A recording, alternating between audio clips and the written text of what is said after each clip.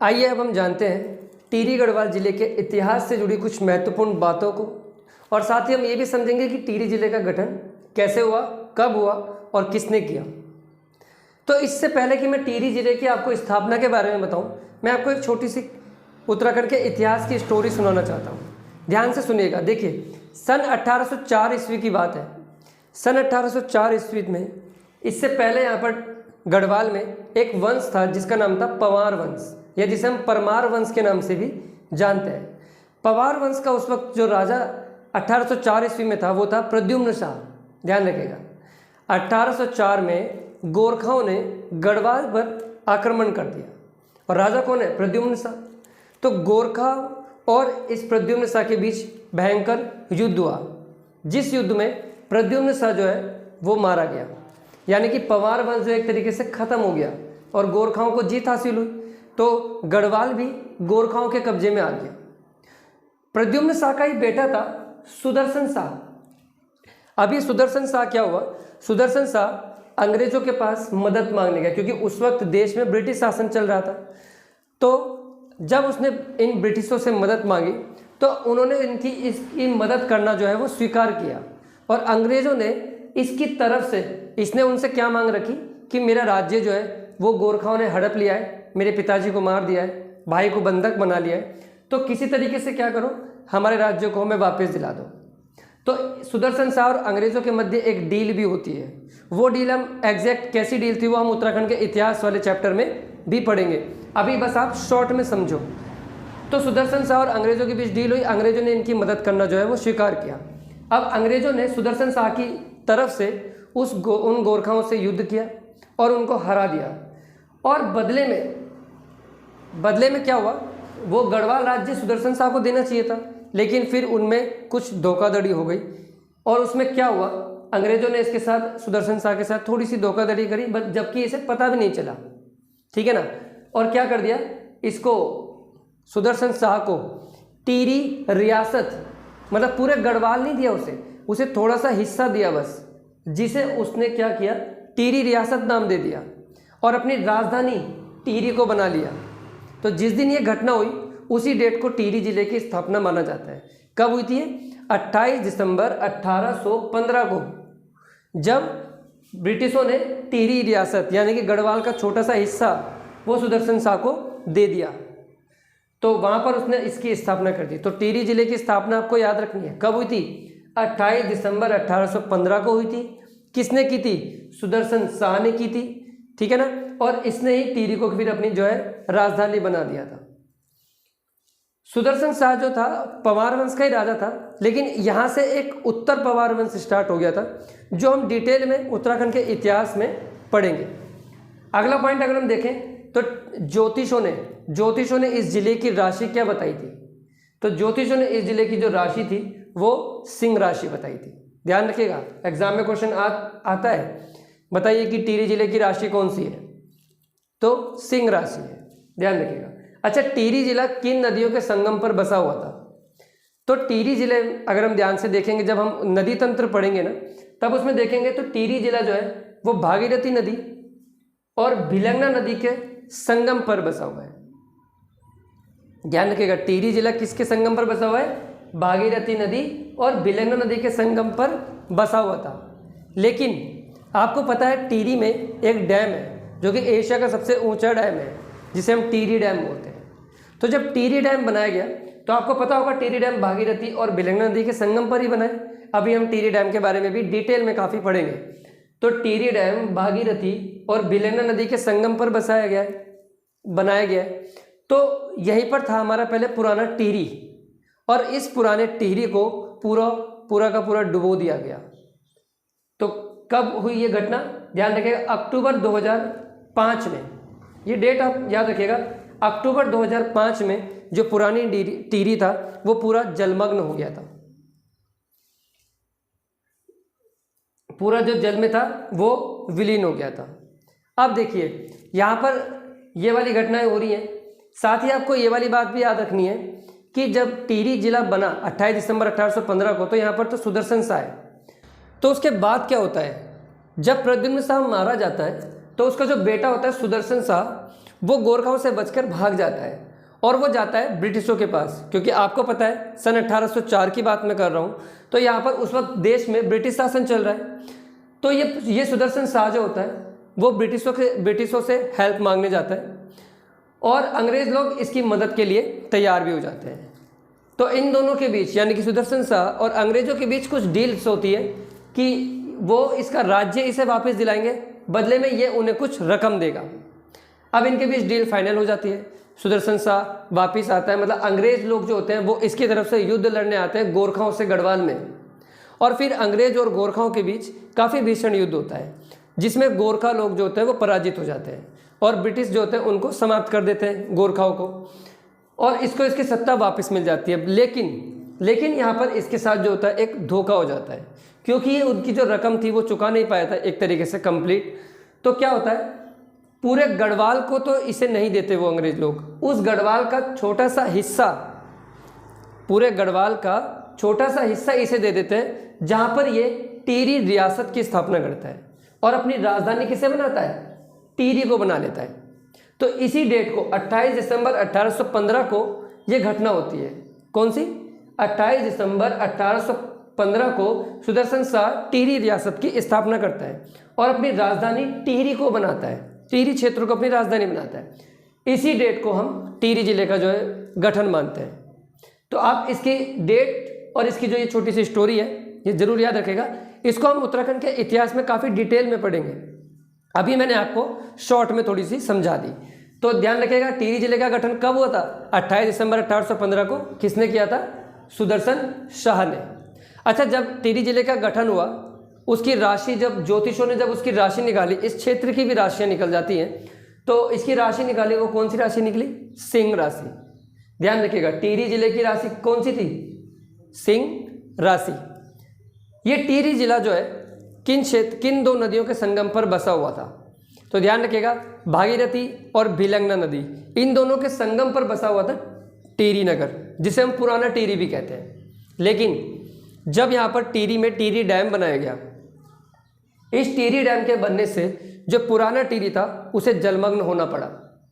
कब हुआ वो जलमग्न? तो ध्यान रखिएगा, टिहरी जो अक्टूबर 2005 में पुराना टिहरी जो था वो कंप्लीटली जलमग्न हो गया।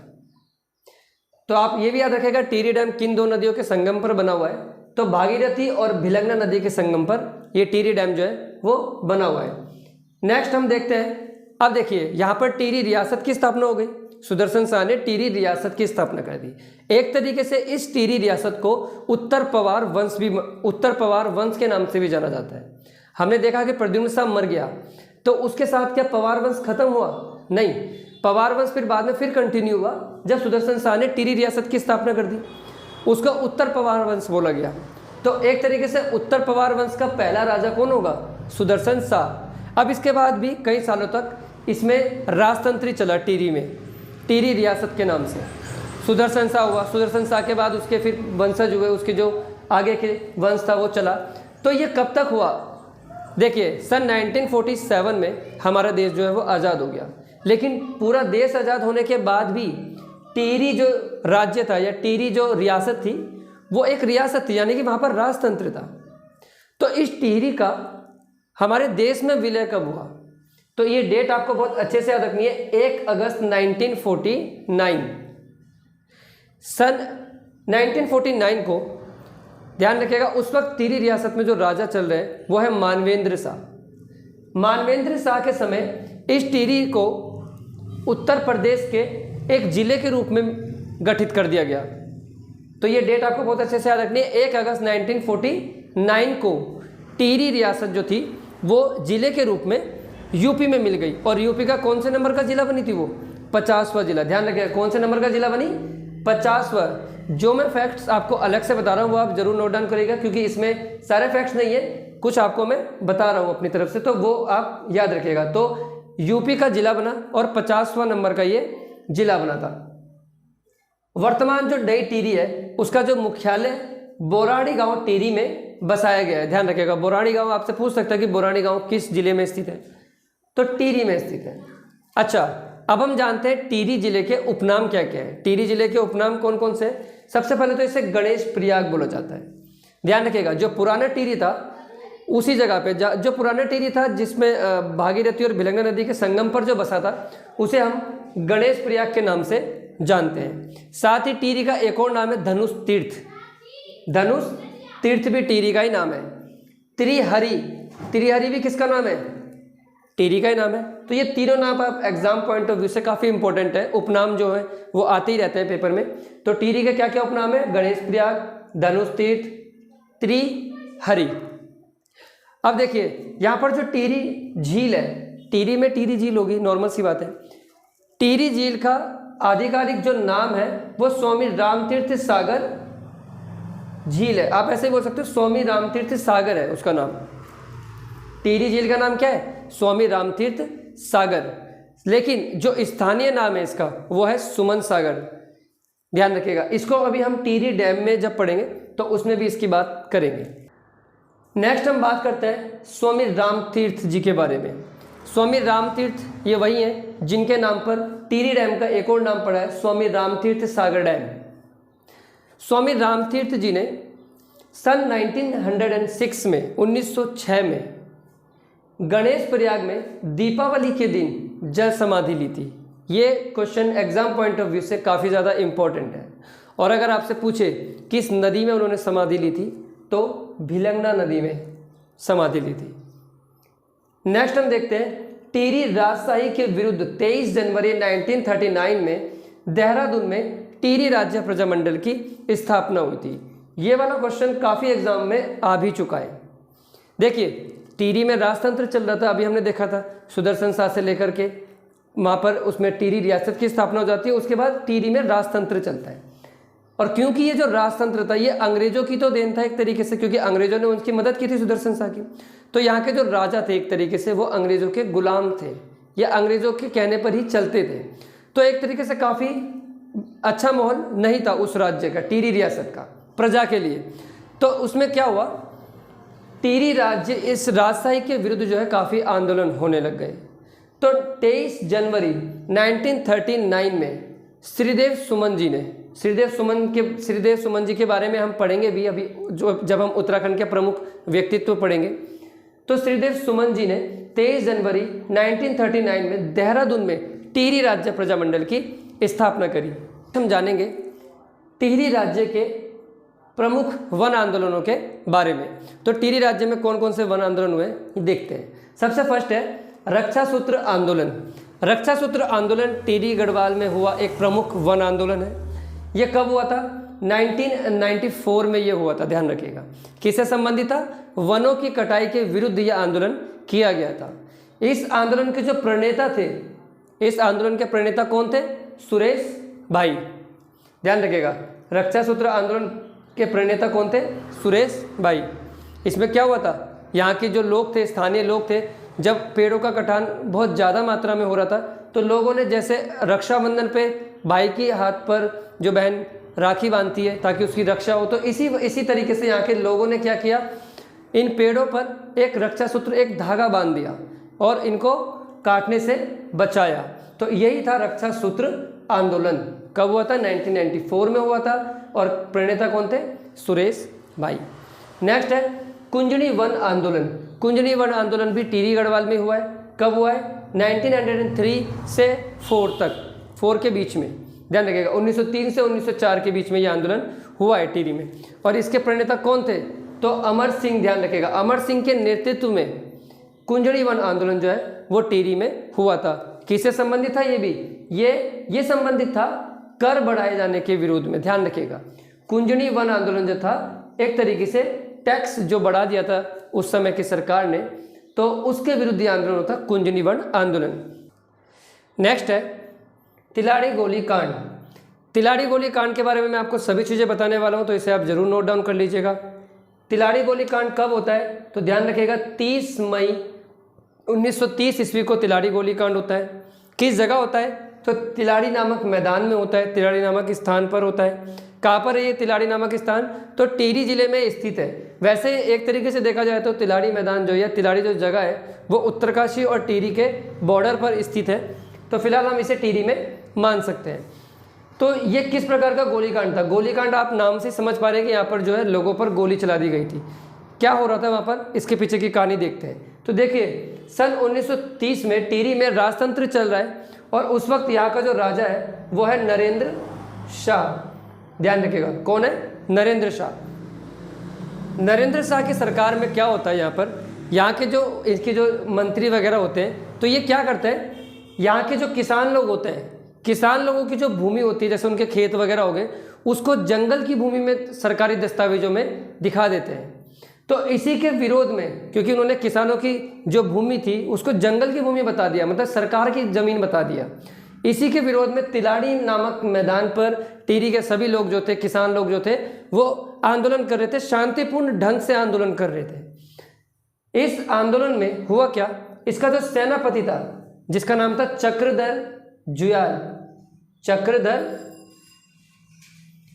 जुयाल, क्योंकि नरेंद्र शाह इस समय यहाँ पर नहीं है, अनुपस्थित है, तो इसकी अनुपस्थिति में क्या ये घटना हुई है, ध्यान रखिएगा, तिलाड़ी गोलीकांड इसकी अनुपस्थिति में हुआ था। तो हुआ क्या, ये सब लोग जो थे यहाँ पर किसान लोग जो थे वो अपना आंदोलन प्रदर्शन कर रहे थे। तो चक्रधर जुयाल ने क्या करा, चारों तरफ से उन्हें घेर करके और उन सभी किसानों पर, उन सभी मासूमों पर इस चक्रधर जुयाल ने गोली चलवा दी और सभी मर गए। तो ये उत्तराखंड के इतिहास में बहुत काफ़ी महत्वपूर्ण घटना है और काफ़ी काला दिन कहा जाता है इसे, कि चक्रधर जुयाल ने सभी को जो है मार दिया था। इसीलिए सेम ऐसा ही एक घटना हमने इंडियन हिस्ट्री में पढ़ी है। 13 मई 1919 को पंजाब के अमृतसर में जलियांवाला बाग हत्याकांड हुआ था, सेम जैसी सिचुएशन पे। इसीलिए उत्तराखंड का जलियांवाला बाग हत्याकांड बोला जाता है तिलाड़ी गोली कांड को। और जैसा कि आपने इसमें पढ़ा है कि जलियांवाला बाग हत्याकांड में जनरल डायर ने गोली चलाने के आदेश दे दिए थे। तो उत्तराखंड का जनरल डायर किसे बोला जाता है? चक्रधर जुयाल को बोला जाता है, ध्यान रखिएगा। तो ये इसका उपनाम भी है, उत्तराखंड का जनरल डायर कौन है? चक्रधर जुयाल। इसने भी यहाँ पर निहत्थे लोगों पर जो कि शांतिपूर्ण ढंग से आंदोलन कर रहे थे उन पर गोलियां चलवा दी। तो ये पूरा तिलाड़ी कांड था। ये काफ़ी इंपॉर्टेंट है एग्जाम पॉइंट ऑफ व्यू से भी, इसे आप जरूर याद रखेंगे। तो ये थे हमारे टिहरी राज्य के वन आंदोलन।